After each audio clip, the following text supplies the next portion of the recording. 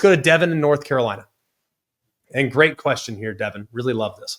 How important is week 1 for the perception of the ACC?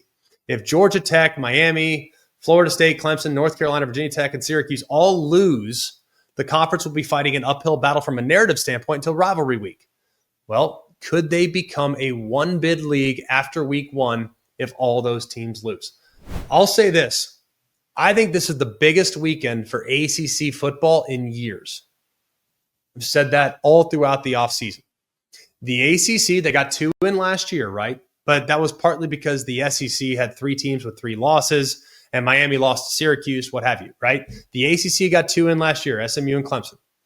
But let's go through the ACC schedule this week. Georgia Tech at Colorado on Friday.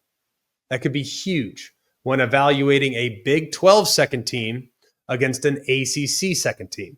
Syracuse against Tennessee on Saturday. Huge opportunity for Syracuse. No one expects them to win, but if they somehow pulled the upset, think about how that would alter the perception of the league as a whole. Bama at Florida State. Florida State, heavy underdog, but if they somehow pull that off, it'd be enormous for the ACC. LSU at Clemson. Clemson's the favorite. This is a game they should win.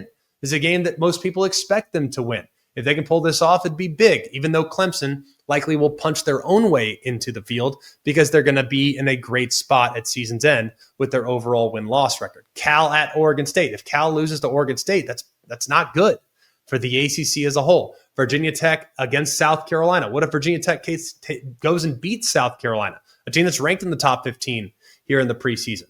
Notre Dame is going to Miami. If Miami beats a top 6, top 5 Notre Dame team, think about what that could do in increasing the likelihood at season end. Let's just say Miami doesn't win the ACC. Notre Dame's sitting there as an at-large possibility, and Miami has the head-to-head.